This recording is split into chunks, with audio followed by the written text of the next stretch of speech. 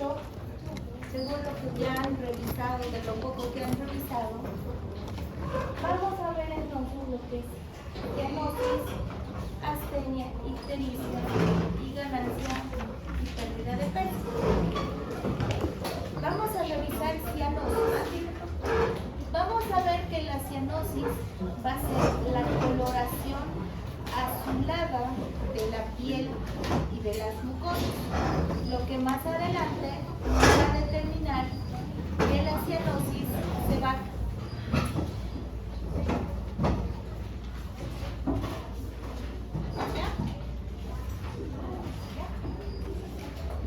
clasificar en cianosis central, cianosis periférica, cianosis mixta, y va a haber una que va a ser la cianosis indiferenciada.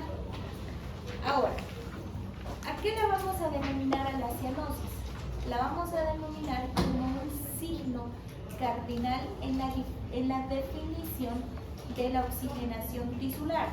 Quiere decir que la vamos a determinar a la cianosis como la ausencia o las alteraciones que van a haber en la hemoglobina, no en el porcentaje del oxígeno, no en la saturación del oxígeno, sino en lo que está relacionado a la cantidad de hemoglobina y más específicamente hablando de la oxihemoglobina, la cual va a determinar que este signo cardinal sea central, periférico o mixto.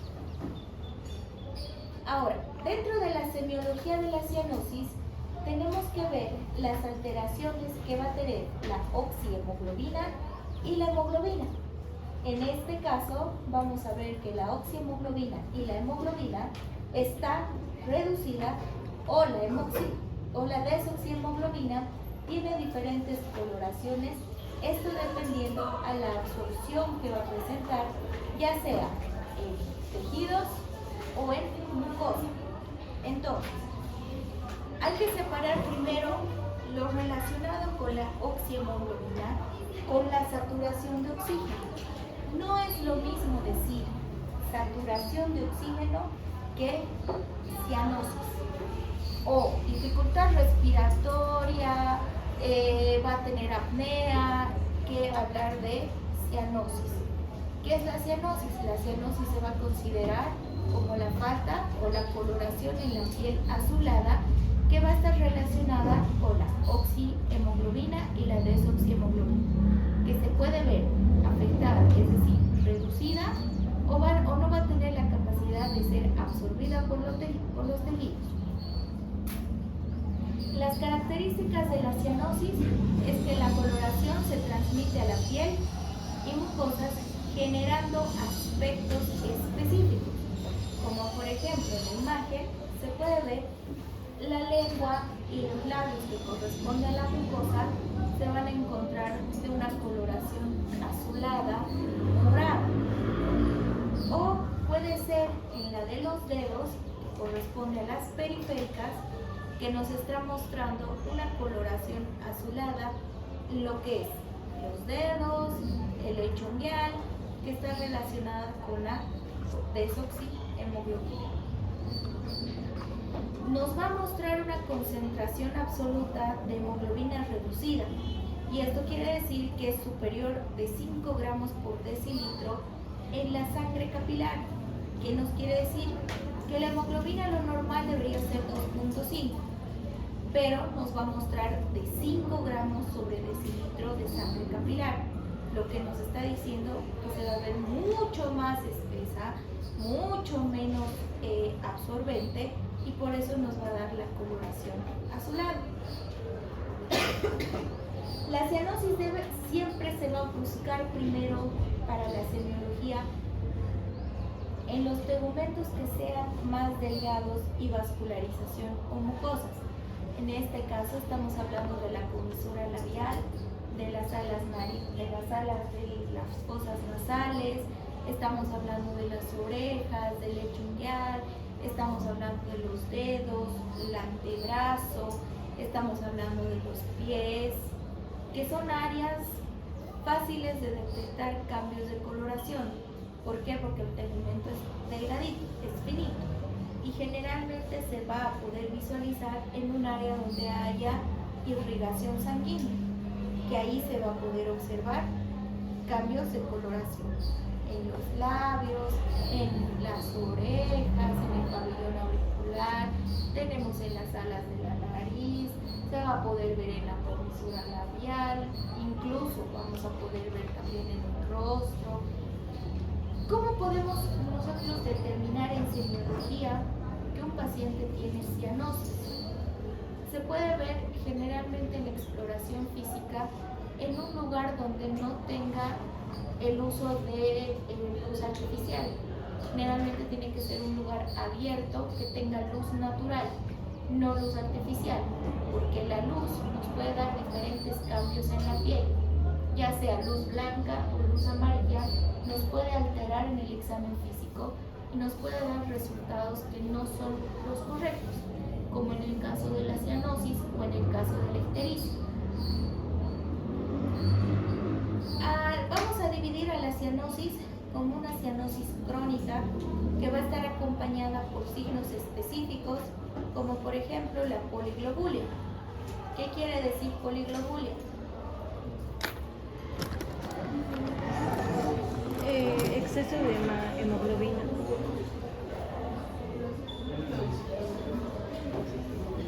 Acumulación de hemoglobina. Si te está hablando de hemoglobina,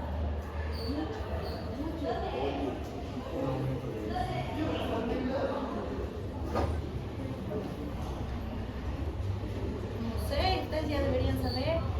Hemoglobina y hematocrito en sangre. Son dos cosas muy aparte. Lo que estás hablando de hematocrito te está diciendo la poliglobulia va a ser una cantidad más elevada de los glóbulos, de las plaquetas, lo que está haciendo que estas plaquetas generen una cantidad de oxígeno que no debería existir en el cuerpo. Ahora, ¿cuándo se convierte en una poliglobulia? Vamos a ver cuando hay una infección crónica por el déficit en el oxígeno de los vasos sanguíneos. Además que a nivel físico va a presentar cambios la poliglobulia, como por ejemplo la acropaquia o agrandamiento de las extremidades de los dedos, lo que genera los famosos dedos en tambor. Esos dedos en tambor son las acropaquias, que es característico de aquellas personas que constantemente sufren de cianosis crónica, aquellas que no se les puede controlar su poliglobulia y van a empezar a desencadenar signos cardinales complementarios, como por ejemplo la acropaquia.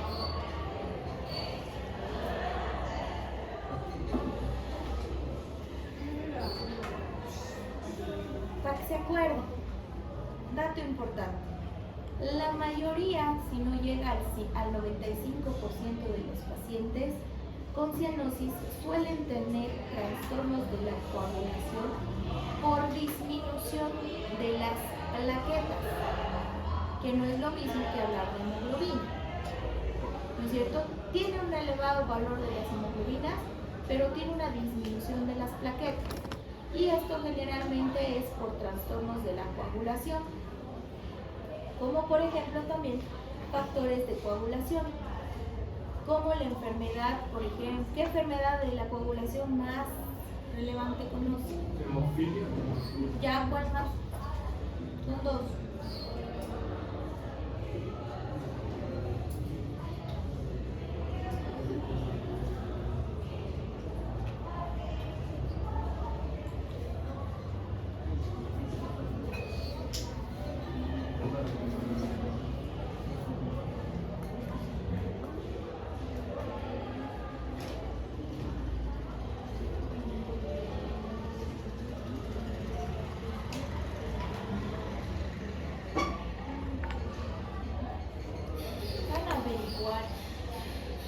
Entonces, la mayoría de los pacientes que presentan cianosis se caracterizan por problemas en los factores de coagulación se caracterizan por una pérdida de los factores de coagulación que en el peor de los casos pueden generar embolias cerebrales y complicaciones vasculares en estos pacientes, que lo van a llevar incluso a la muerte por estos problemas de coagulación. Entonces, los pacientes con cianosis tienen poliglobulia, pero tienen problemas con las plaquetas. Quiere decir que tienen mucha hemoglobina, pero tienen poquitas plaquetas. Y generalmente la cianosis se hace presente en pacientes que pueden tener intoxicación, en pacientes que tienen problemas cardiovasculares de primera línea. Diagnóstico diferencial. El diagnóstico diferencial más importante es la intoxicación. ¿Por qué? La intoxicación por la argiria, que va a ser como el depósito cutáneo de sales de plata. Generalmente eso pasa en pacientes que trabajan dentro de la mina, pacientes que están en contacto directo con la plata, pacientes que inhalan los metales pesados, y entre esos entonces el mayor diagnóstico entre diferencia de una intoxicación por el metal pesado y un diagnóstico por cianosis con una enfermedad vascular va a ser la argiria. Se va a dar más o menos por la coloración azulada y no desaparece con el tratamiento de vitropresión. No desaparece con ese tratamiento, cosa que en la cianosis sí va a desaparecer cuando se realiza el tratamiento de vitropresión. La clasificación. A la cianosis se la va a clasificar como cianosis central, cianosis periférica y cianosis mixta. ¿A qué denominamos cianosis mixta? Central.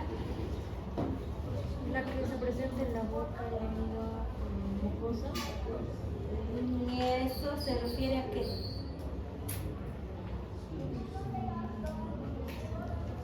Disminución de la saturación en la sangre. Que no se va a dar en áreas periféricas, por eso Es solamente el área centro. Solamente en el centro. Quiere decir en mucosas, en tejidos centrales. No se va a dar en las manos, no se va a dar en los pies, porque estaríamos hablando de una cianosis tipo periférica. La tipo periférica se caracteriza porque da en las extremidades, en las manos, en los pies. Son lugares periféricos, como su nombre lo indica. Y en la cianosis mixta podemos encontrar cianosis en dos criterios. Puede ser cianosis en dos regiones periféricas y una central, o puede ser en dos regiones centrales y una región periférica, lo que nos está determinando que va a tener tanto central como periférica, lo que convierte en una cianosis mixta. ¿En qué casos encontramos cianosis central? Todo lo relacionado con el rostro. Tenemos a las mucosas y al tejido. Tenemos a los ojos, tenemos a los labios, que son los primeros en mostrar el signo cardinal de la cianosis. Tenemos la lengua, el pabellón auricular, que van a ser los que van a generar una cianosis, que es un signo cardinal visible. Y en la periférica tenemos a las manos, tenemos a los pies, el lecho unguial, las uñas, que es lo primero que nos va a mostrar, y las mixtas, que puede ser en extremidades superiores acompañados con el rostro, o extremidades inferiores con el acompañamiento de la cianosis central. Y tenemos una más, que es la conocida como la cianosis diferencial, que compromete los miembros inferiores, pero no compromete los miembros superiores ni la cara. ¿En qué caso puede darse una cianosis diferenciada? En una trombosis venosa profunda, que va a ser una patología vascularizada. Quiere decir que tiene una alteración en cuanto a la vascularización.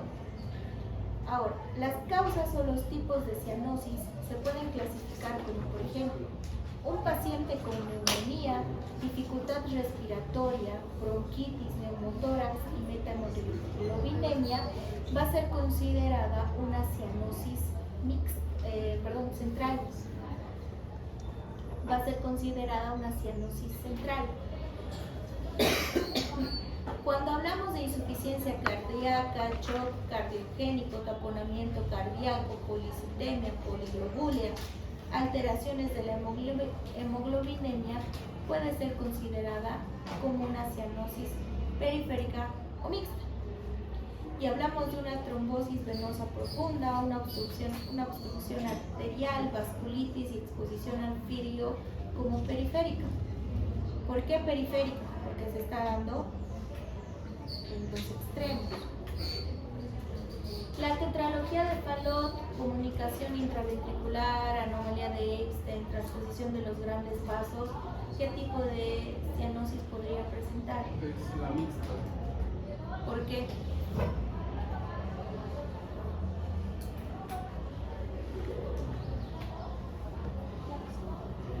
Porque ya estamos hablando que está comprometiendo principalmente un cuadro ya más cardíaco que no va a llevar suficiente oxígeno a la periferia. Entonces el problema va a ser desde el central hasta el periférico. Puede tener una parte central O y pulmonar una también. parte periférica. Puede empezar con una parte central y se convierte en una periférica. Y tenemos, como ya les había comentado, lo que es la cianosis diferencial, que solamente se da en las extremidades inferiores, pero sin estar presente en extremidades superiores ni tampoco en la cara, lo que correspondería a un trastorno vascular como la trombosis venosa profunda o trombosis venosa superficial, que nos va a generar una cianosis. El enfoque diagnóstico puede estar o no acompañada de una hipoxia.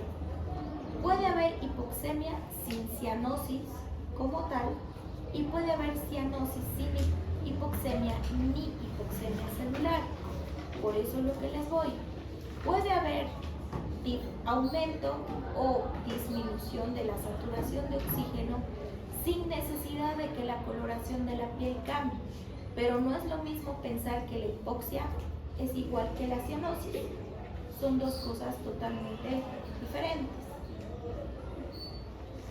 La anamnesis va a estar dirigida a la búsqueda de antecedentes de enfermedades broncopulmonares y enfermedades cardíacas. ¿Cómo vamos a encontrar la cianosis en una exploración física?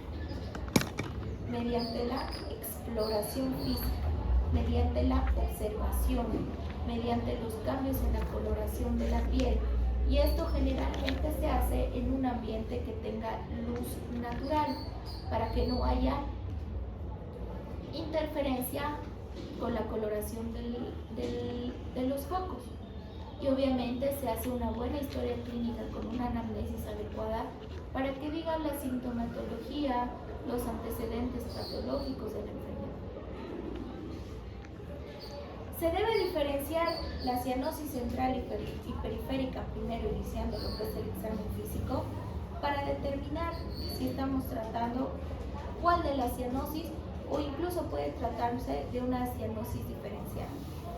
Está orientada hacia el aparato respiratorio como problemas broncopulmonares que van a tener la presencia o no del acompañamiento de la hipoxia.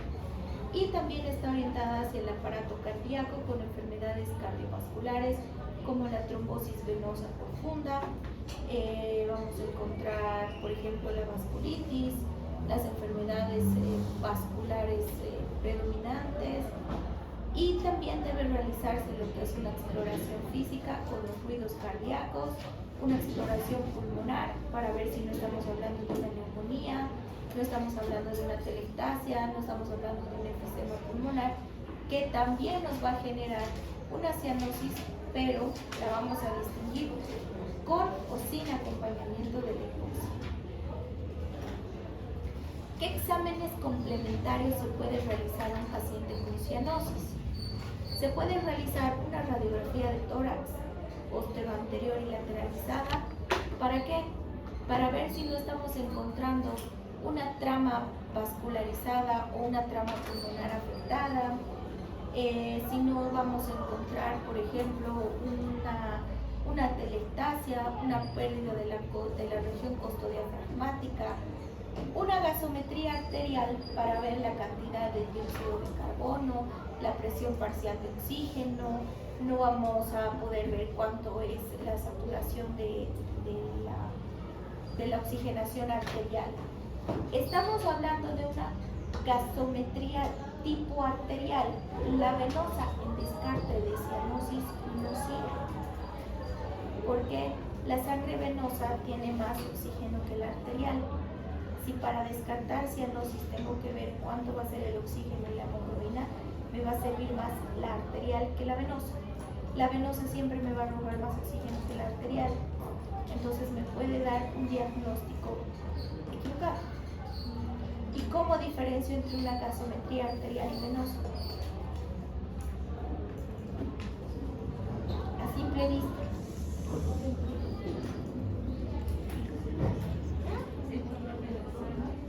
¿Cómo va a ser?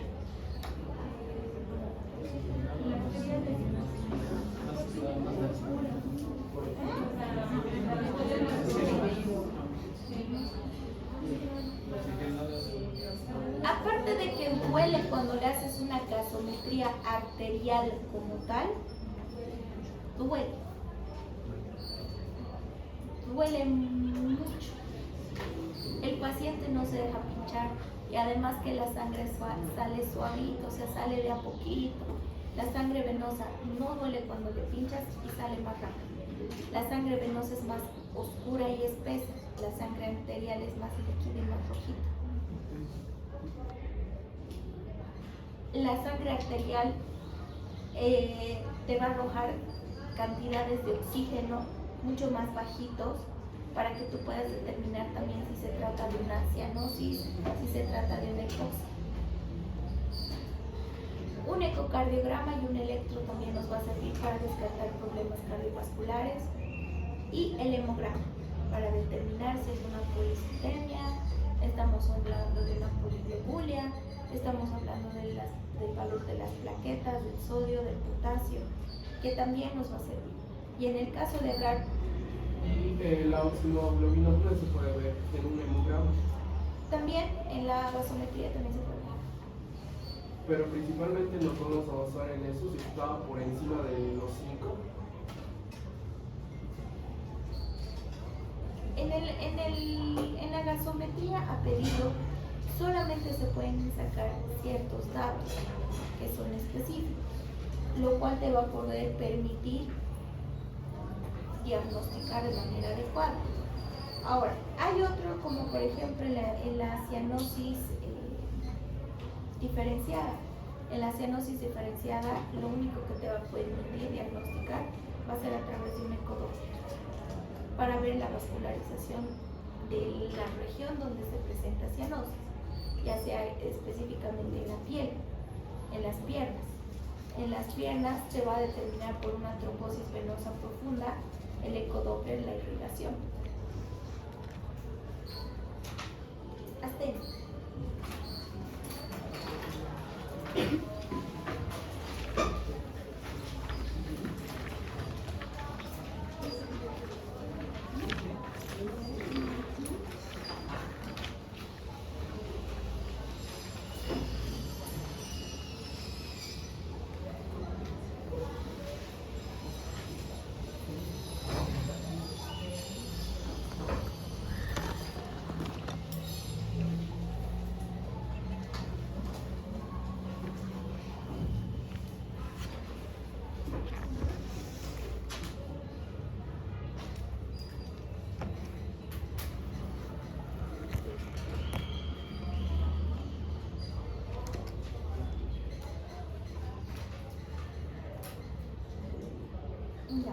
Astenia. ¿Cómo vamos a denominar la astenia? Vamos a definir como el cansancio anormal, que puede estar ligado a un cansancio físico, a un cansancio físico por una actividad extrema, puede estar relacionado al uso excesivo de fármacos, como por ejemplo los psicóticos como las benzodiazepinas, la alimentación, que también va a ser una de las etiologías de la astenia. Según el RAM, la vamos a denominar a la astenia como la disminución de la capacidad funcional que va a tener un nervio, un órgano o un aparato de ejercer alguna actividad, ya sea la transmisión de impulsos, la contracción o relajación muscular, la activación del sistema endocrino para la secreción de las hormonas. Quiere decir que la astenia va a estar relacionada con la pérdida de la funcionalidad de un nervio, de un órgano o de un tejido, lo que nos va a generar un cansancio anormal. Dentro de su etiopatogenia, la astenia la podemos encontrar mediante infecciones virales, infecciones parasitarias o infecciones bacterianas, lo que nos hace pensar que hay una astenia cuando encontramos una infección bacteriana, cuando encontramos una infección viral o una infección parasitaria que nos va a quitar esa característica funcional del cuerpo, ya sea por el cansancio, por la falta de funcionalidad muscular, la falta de funcionalidad nerviosa. Tenemos falta de descanso o falta de descanso suficiente. Cuando todo el tiempo estamos haciendo actividades físicas, hacen deporte, por ejemplo, lo que les está pasando ahora, pero justificado, ¿no ven?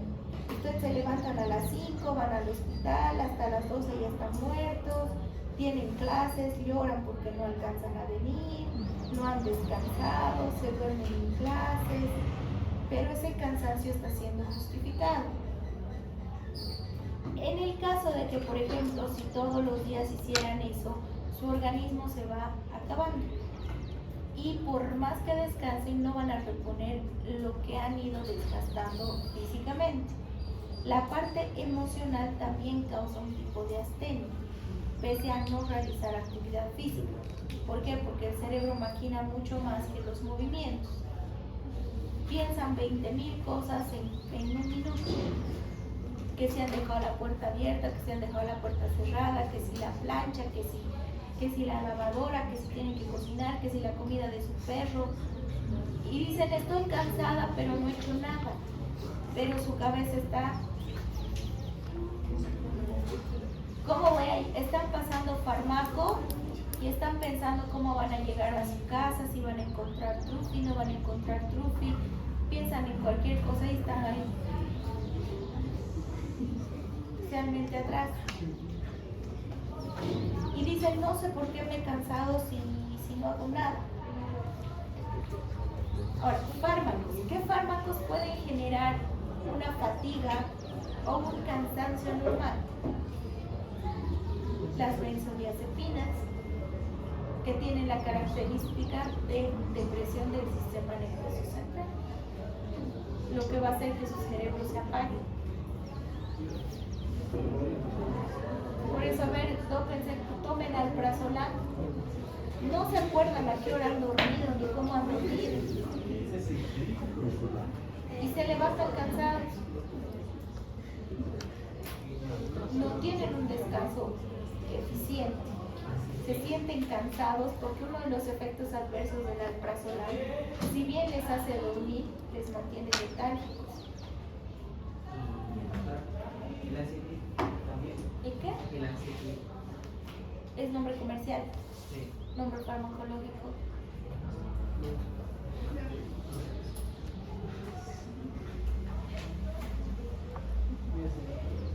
Si me dices nombre farmacológico, te digo. Nombre comercial.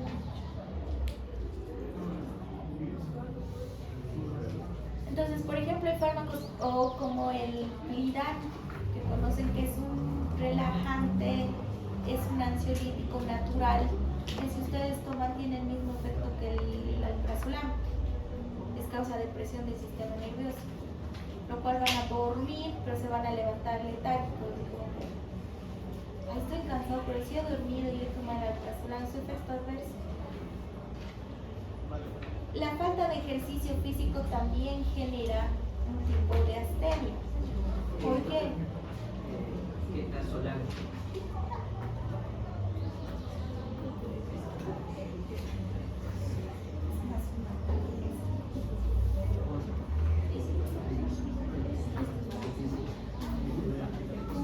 ¿Cómo haces eso, Limelia? El magnesio.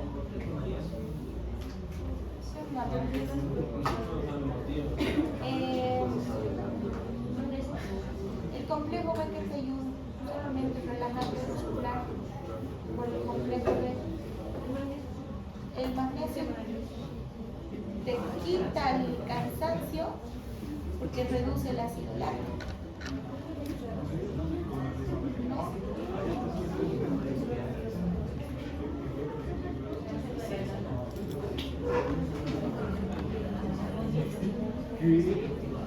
El armonil es natural. Pero también se deja.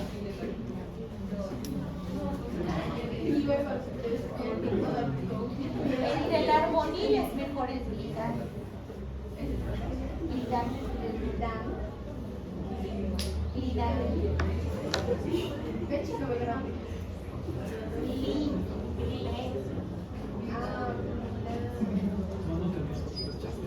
Ya, la isquemia no específica y las neoplasias también generan un tipo de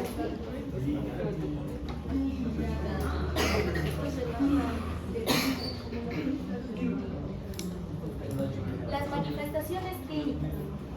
El paciente muestra una actitud pasiva con la disminución de iniciativa, presenta agotamiento físico, el paciente está letárgico, está perezoso, no quiere realizar actividades, no entiende, muchas veces confunden la astenia con la depresión, o muchas veces se va a acompañar a la depresión con la astenia, porque dicen, no quiero, estoy triste, no quiero hacer esto, estoy cansado, cuando en realidad es más astenia que depresión.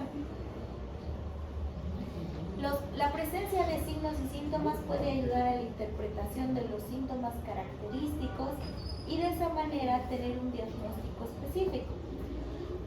Por eso es que dentro de la historia clínica se debe preguntar absolutamente todo. Consumo de fármacos, qué fármacos, cuánto tiempo, hace cuánto, el porqué del fármaco. Se debe preguntar, por ejemplo, si hace actividad física, si come bien, si tiene alguna enfermedad diagnosticada, algún tratamiento. Por ejemplo, el consumo de drogas, las benzodiazepinas ahora son consideradas unas drogas. ¿Por qué? Porque se automedican. Ni bien tiene la posibilidad de conseguir receta y se automedica, y no es gracioso. ¿Por qué? Porque realmente cuando lo necesite, el cuerpo asimila tal manera que se hace resistente al fármaco. Y después, cuando realmente lo necesite, no les va a servir. Si bien hay, por ejemplo, crisis de ansiedad en las cuales se receta el prazolam, vía endovenosa, si la tomas vía oral por mucho tiempo no te sirve. Por más que sea real, por más que sea vía endovenosa, no te va a servir.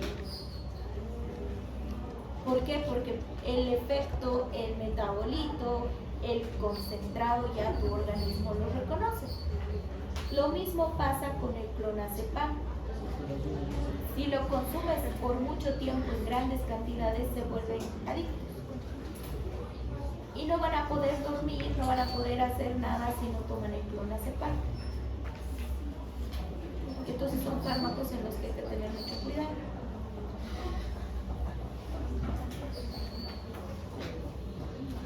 Entre las causas que van a generar astenia, vamos a encontrar las infecciones virales que nos van a generar fiebre,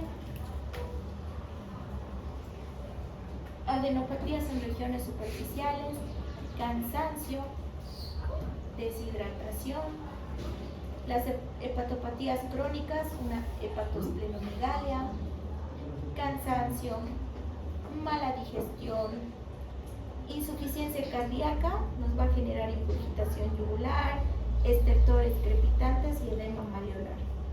El hipertiroidismo nos va a generar temblor frío, taquicardia y astenia, entre el principal signo también cardinal. Ahora, la variante de la astenia va a ser considerada el síndrome de la fatiga crónica. Este se caracteriza por ser un debilitamiento extremo que no mejora con el descanso, por más que le pongan cualquier benzodiazepina, le den un tranquilizante endovenoso, nada, no descansa. El paciente no mejora. Incluso el síndrome de la fatiga crónica ya se ha considerado como una enfermedad crónica. ¿Puede ser genética? Sí. Puede ser considerada como una enfermedad genética, donde el paciente, por más que duerma, por más que descanse, no tiene fuerza, tiene un debilitamiento y a nivel orgánico también va a haber afecciones. Se descartan infecciones como por ejemplo virales, o incluso puede haber exceso de actividad física que el paciente no esté reportando en la historia clínica y que nos sirva como enfoque diagnóstico. Se necesitan 2 criterios asintomáticos, así como 2 o más de 3 criterios para poder considerar síndrome de la fatiga. ¿Cuáles son los síndromes o cuáles son los signos mayores? Por ejemplo, dificultad para conciliar el sueño en algunos casos, y si lo hace no descansa, duerme toda la noche pero se levanta más cansado de lo que estaba el día siguiente. Falta de apetito, no tiene ganas de comer. ¿Por qué? Porque le da pereza hasta mascar. No realiza actividades físicas, pierde la funcionalidad que tenía antes. Por ejemplo, si antes iba a jugar fútbol ya no lo hace porque se siente muy cansado. Si antes salía a caminar con sus amigas no lo hace porque se siente cansado y prefiere dormir. Pero duerme y no descansa. A muchos digo, sí, veo así cosas. Otra cosa es que no están acostumbrados a hacer eso. Si con sus 2 rotes ya se están muriendo, con sus 2 rotes ya tienen síndrome de la fatiga crónica, tienen astenia, deshidratados, desnutridos, caquéxicos ya están, llegan letárgicos, somnolientos, aburridos de su vida, lo que les faltará todavía. No saben a lo que se han metido.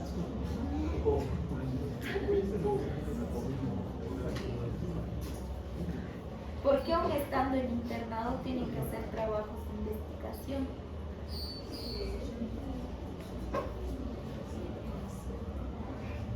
Mientras hagan turnos, tienen que hacer sus proyectos de investigación. Tienen que estudiar. Ya ahorita están sufriendo así. Ya me siento cansado, estoy de sueño, no duermo nada, no descanso, no tengo hambre, no tengo sed. Están mirando, durmiendo. Generalmente el síndrome de la fatiga crónica debe haber otras patologías metabólicas a descartar, como por ejemplo el hipotiroidismo. El hipotiroidismo va a ser una de las causas de diagnóstico diferencial con el síndrome de la fatiga crónica. ¿Por qué? Porque el hipertiroidismo genera lo que es un cansancio, un debilitamiento. Entonces es considerado dentro del enfoque de diagnóstico diferencial el síndrome de la fatiga crónica con el hipotiroidismo. Al hipertiroidismo también se lo puede diferenciar, pero no como algo más metabólico, sino por la depresión que sufren por el aumento de peso inexplicable. Paciente hipotiroideo aumenta de peso, presenta depresión, no tiene ganas de hacer nada, se considera como una astenia y no es como tal, no es una astenia. Simplemente son los cambios metabólicos de tipo hormonal.